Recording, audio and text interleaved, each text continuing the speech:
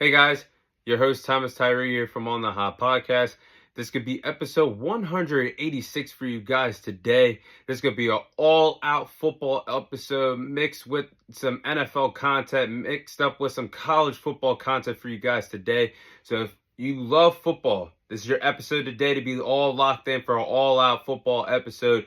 Starting off with my NFL Week 15 summary. I'll be going over the highlights and the games that stood out to me during NFL Week 15 during the NFL regular season. So, the Cowboys defeated the Carolina Panthers by a score of 30-14. It's been a long time since I said it on this podcast, but how about them Cowboys? Now, I was impressed by the Cowboys' victory against the Carolina Panthers this weekend. And before I get more into that, I want to take the time to say I was wrong about Bryce Young. Now, Bryce Young, when he was benched a few months ago by Andy Dalton in the beginning part of the season, I thought his future was over in Carolina. I didn't think he was capable of being a starting quarterback in the NFL for the sake of the future or ever again. But with another chance, Bryce Young has settled into the NFL.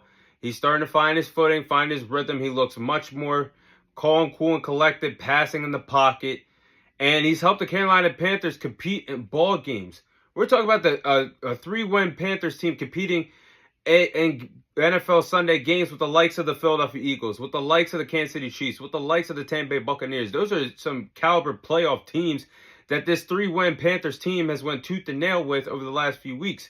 But the Cowboys were dominant in this victory. The defense forced Bryce Young to throw 2 interceptions. The defensive line came alive, sacking Bryce Young a total of 6 times.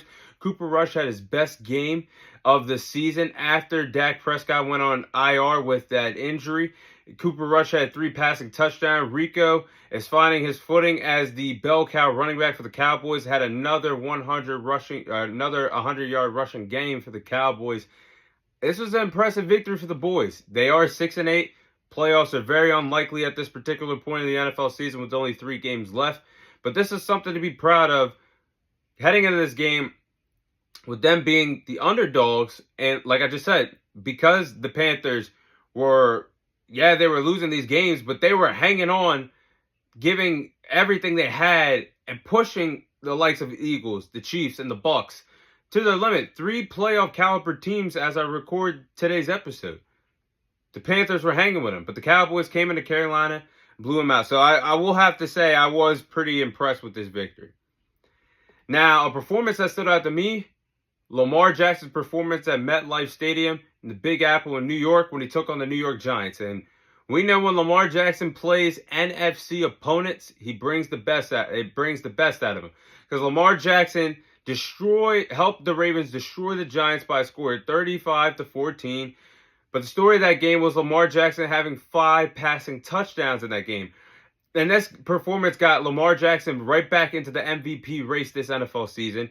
5 passing touchdowns, more passing touchdowns than incompletions in this ball game against the New York Giants. Tying his career high in passing touchdowns in a game with a near perfect passer rating.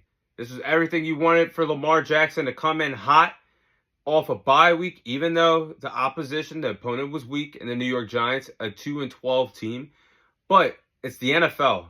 If you can pad your stats and look good doing it, who gives a damn? That's what Lamar Jackson did in this victory against the New York Giants. Now, let's talk about the Jets' victory against the Jaguars. The Jets won this game against the Jaguars by a score of 32-25. And in my opinion, the 1 o'clock game slot wasn't very impressive for Week 15. But if you watch Red Zone or you're a Jets or Jaguars fan out there, this was actually one of the best 1 o'clock games of Week 15. And Aaron Rodgers and Davante Adams turned the clock back to their Green Bay Packer days, because the connection, the peanut butter and jelly connection, the 1-2 combination at the quarterback and wide receiver positions, they were firing on all cylinders against this Jaguars team. And in the first half of the game, Davante Adams had 0 catches for 0 yards. And then in the second half of the game, Davante Adams put the New York Jets offense on his back alongside of Aaron Rodgers, had 9 catches for 198 receiving yards for 2 touchdowns. That was a big-time performance, and I give Mac Jones a lot of credit for keeping the Jaguars in this game to the very end. The final drive that he had in the game, he did go and throw an interception, and that's what led to the Jets closing the door and winning that game. But I got to give both Aaron Rodgers and Mac Jones a lot of credit. Both of these teams are completely out of it this year, but they still competed until the very end like they were playing for something. And that's what football is all about. You want to see these teams that are out of it, washed up, have something to be proud of playing, because if you're not playing for championships, you're obviously playing for pride. And that's what these two teams displayed on Sunday. So I give them a lot of credit for that. Now let's get into the big boy matchups. The Eagles versus Steelers. The Eagles defeated the Steelers 27-13, America's game of the week. Jalen Hurts, A.J. Brown, and the Philadelphia Eagles offense heard all the noise, heard all the rumors, all the speculation that circled around their offense prior to what they looked like a week before the performance against the Steelers. And they heard all the noise and balled out. I mean, Jalen Hurts had his best passing game of the season, 290 passing yards, 2 passing touchdowns. A.J. Brown and Devontae Smith both had over 100 receiving yards in this ball game. So it seems like Jalen Hurts and A.J. Brown are little friends. They're best friends once again when things go right. But let's see what happens when things go wrong once again. But as I digress, the Eagles defense did a really good job against this Pittsburgh Steelers offense. They held Najee Harris to 14 rushing yards total in the game. And Russell Wilson had under 150 passing yards in this ball game. That was a big statement win for the Eagles in the Battle of Pennsylvania between the Eagles and the Steelers. And the Eagles extend their win streak to 10 wins and now find themselves as one of the best teams once again in the National Football League. So big win for the Philadelphia Eagles here.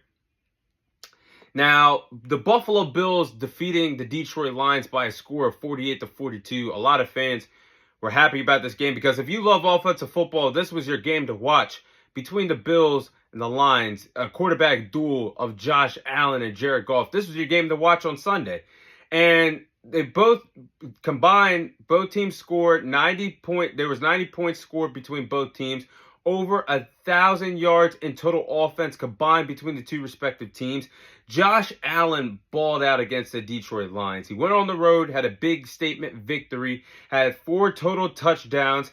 In my opinion, he solidified himself as the MVP this year. And he snapped the Lions' winning streak. They were the hottest team in the NFL heading in this game, an 11-game winning streak.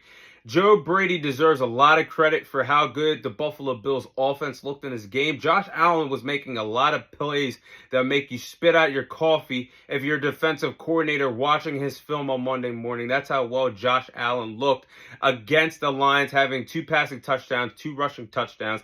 And I give Jared Goff a lot of credit in the loss because he became the first player in NFL history to throw 400 passing yards, 5 passing touchdowns, 0 interceptions, in a game to lose.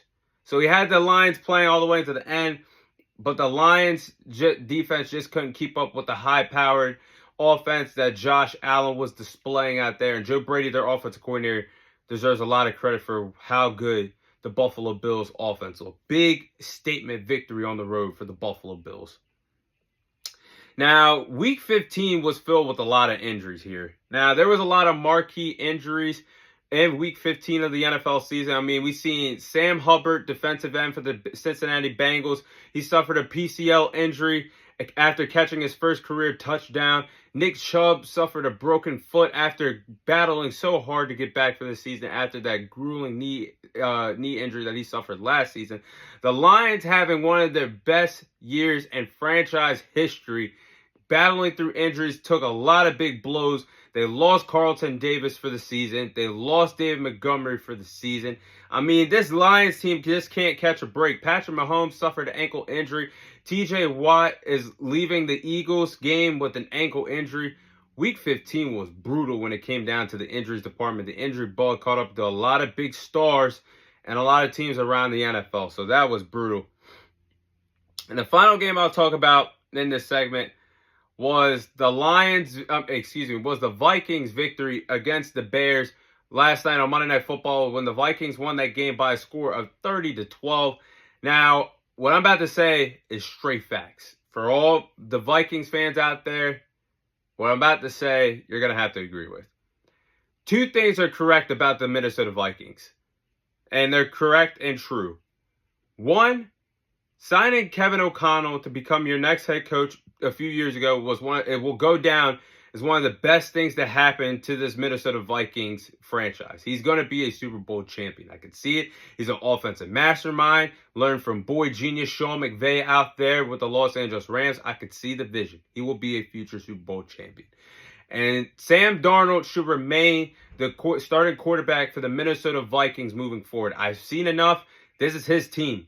And I know they just drafted J.J. McCarthy during the springtime, but I don't think it's a bad idea for have J.J. McCarthy lean and learn underneath Sam Darnold for a little bit longer after this season. I mean, Sam Darnold was a former third overall pick in the 2018 draft, a former NFL bust, but Kevin O'Connell and Sam Darnold have had the perfect head coach and quarterback combination for Sam Darnold to have a good second half of his NFL career. He's putting together career numbers. I mean, he has the Vikings at 12-2, has 3,530 passing yards, 29 passing touchdowns. There's no way. I mean, you're obviously, if you want to keep him, you have to give him the bag. But in the next few weeks, we're going to find out if he's worth the money or not. But in my opinion, he's earned the starting job for the sake of the future. And J.J. McCarthy's just going to have to wait a little bit longer in order to be the Minnesota Vikings franchise quarterback. But those are my thoughts from a loaded NFL Week 15